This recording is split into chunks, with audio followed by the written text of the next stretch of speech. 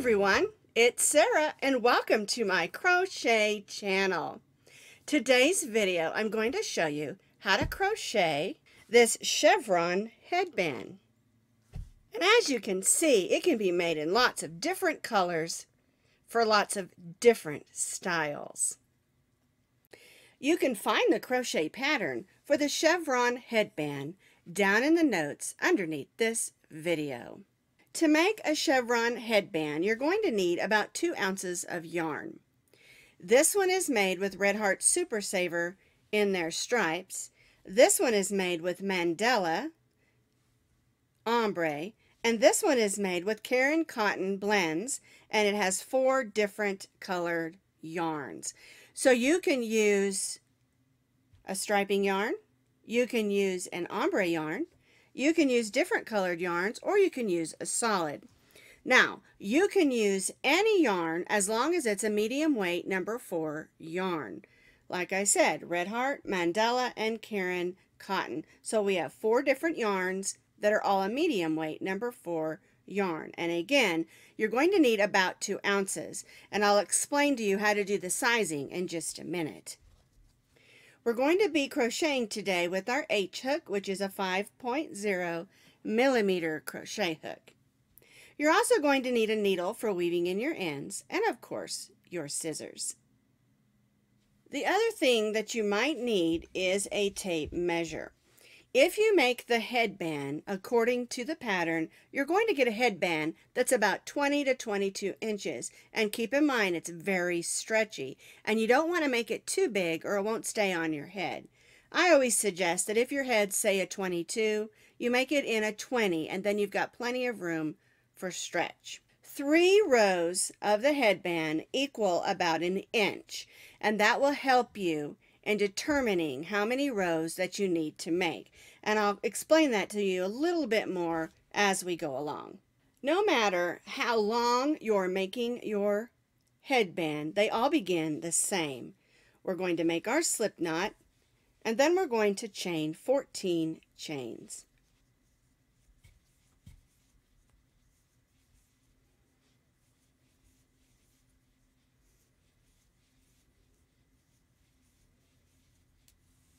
I have 14 chains. I'm going to place a single crochet in the second chain from the hook. So I'll go in, pull up a loop, yarn over, and go through both of those loops. Then I'm going to single crochet in the next 5. 1, 2, 3.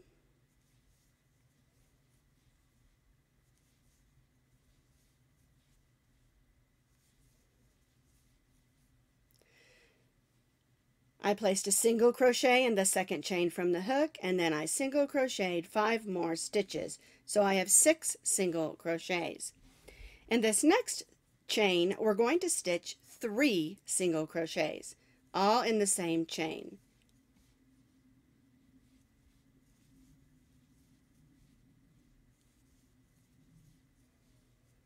And then we're going to place 1 single crochet in these last 6 stitches.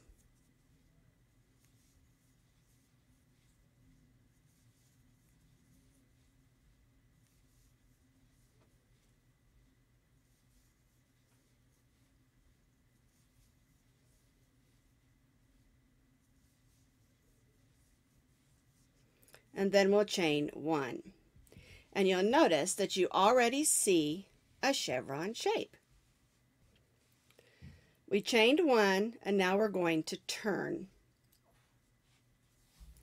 We're going to be working in the back loops only. So if you look at the top of your stitches, you'll see 2 loops. The loop that's closest to you is the front loop. This loop on this side that's away from you is our back loop. The remainder of the headband will be stitched in the back loops, and that's what gives us those ridges and the stretchiness of our headband. We're going to begin with stitching 2 single crochets together, or what we call a single crochet decrease. We're going to go in that back loop of the first stitch because our chain 1 did not count as a stitch. So we start in the very first one, pull up a loop, then we'll go in the next back loop, and pull up a loop. You'll have 3 loops on your hook. Yarn over and go through all 3 of those loops. Then we'll stitch a single crochet in the next 5 stitches.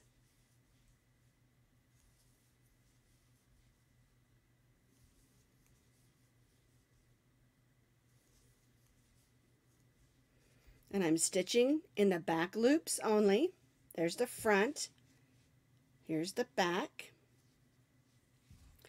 This brings us to the center stitch of those 3 single crochets we put in that one stitch. And we're going to stitch 3 single crochets. Still working in the back loops only.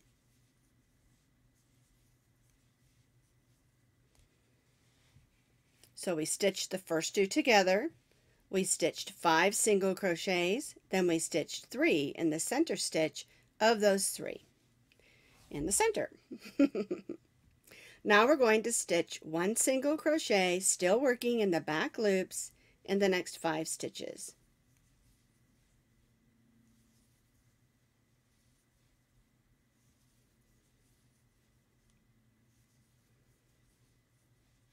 And that leaves 2 single crochets at the end.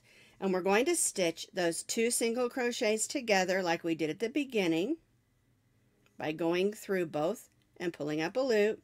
We'll have those 3 loops, yarn over and go through all 3 loops and chain 1. And the way it works is we are decreasing at the beginning and at the end, and we increase here by 1 on each side because we're adding 3 in the center. And so our stitch count will remain the same. And this is how it should look after row 2. We stitched in those back loops. This is the front and this is the back. We chained 1 and turn, and we're going to repeat what we just did on row 2.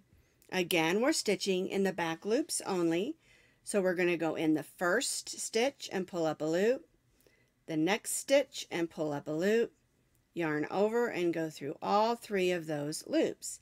Then we'll stitch 1 single crochet in the next 5 stitches, stitching in the back loops only.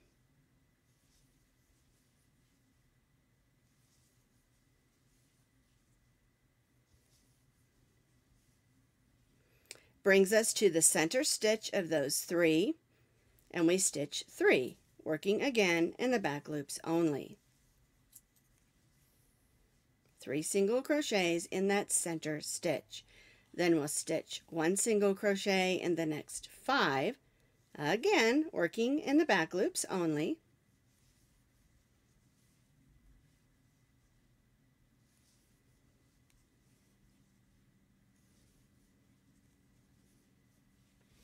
And that leaves us with 2 stitches unworked, and we'll stitch those 2 together, going in the back loop of the first one and the back loop of the second one, yarn over and go through all 3 of those loops, chain 1 and turn.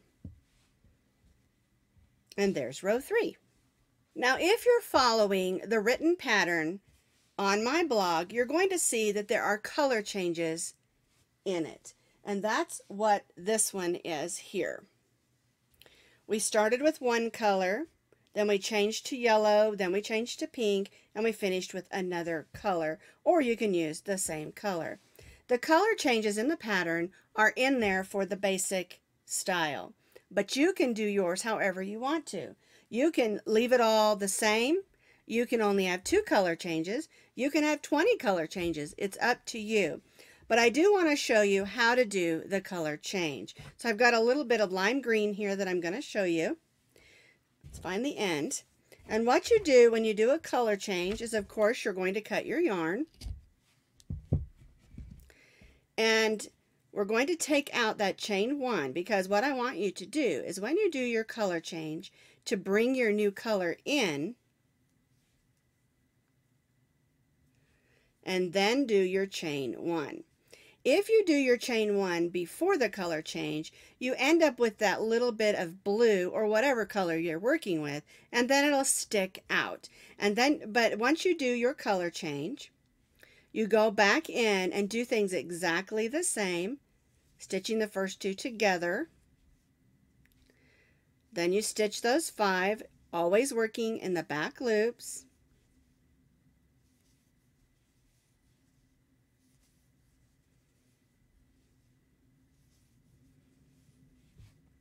Again, you stitch those 3 in that center of those 3 that we added. There we go. Again, working in the back loops. And then we stitch 5 like we did on the previous row.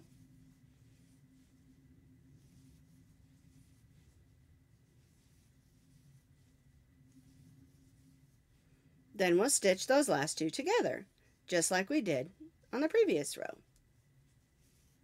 And chain 1. All right, so like I said, you can do your whole chevron headband in one color. You can do it in variegated. You can do it in stripes. You can do it however you want and change colors as often as you want. So what we're going to be doing is repeating row 3 for 48 rows, or until we have a total of 51 rows. Now, what we're going to also be doing is making sure that we make the size that we want. And if you'll see, 3 rows is approximately an inch, give or take a little, because remember, everyone stitches differently. So your 3 rows is here, here, and here.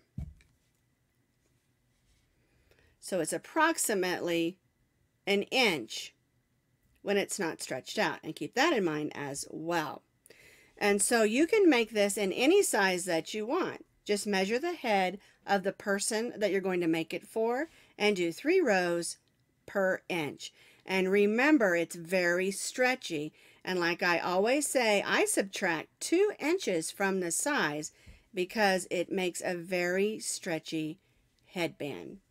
All right, so just to repeat, if you're doing the pattern to what I have written for a 20 to 22 inch head, you're going to need to repeat row 3 for 48 rows, or until you have a total of 51 rows.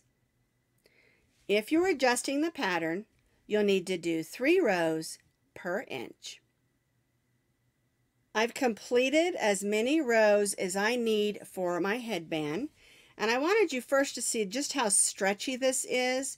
When you stitch in those back loops and make these ridges, it makes a really stretchy headband. That's why I recommend making it 2 inches tighter so it doesn't slip off your head. Because remember, it's very stretchy and yarn is stretchy also. All right, so what we're going to do is we're going to take the pointed end and the end where the point's on the inside, and we're going to line the first 2 sides up. Okay, because we're going to be stitching like this. And so what we're going to do is we're going to be stitching slip stitches. So we've chained 1, we're going to go right in that first stitch and right in the first stitch here and stitch slip stitches. You go in, we go in on the other side, pull up a loop, then we pull that loop through the loop that's on our hook. Be sure not to stitch that too tightly or it'll pucker up on the back of your headband. And we'll just stitch this to the center.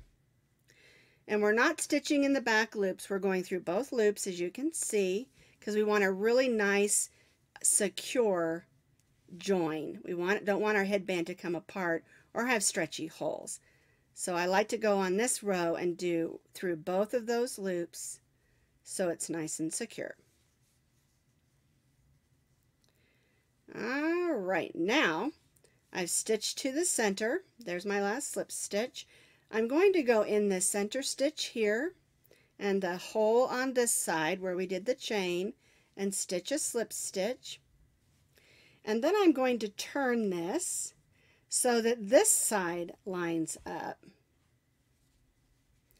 And if you stitched your chain too tightly, you might have to stretch it a little, but we want to ease it in there so it fits nicely. Where did my string go? There it is. All right, so we'll go in that first one and stitch our slip stitch. Oops, I lost it. There we go. All right, then we'll go in the next stitch and stitch a slip stitch. Just work our way down, easing it together.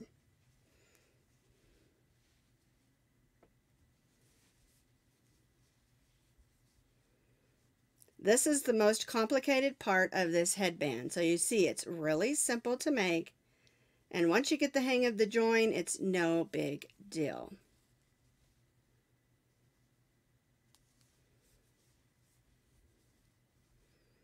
All right, my last stitch. Get that string out of the way. There we go. All right, so now I'm going to cut my yarn and tie that off. All right, I'm at the end where I have both of those. I'm just going to make a little stay knot there just to get those out of the way, and then I'll come back in and weave those in.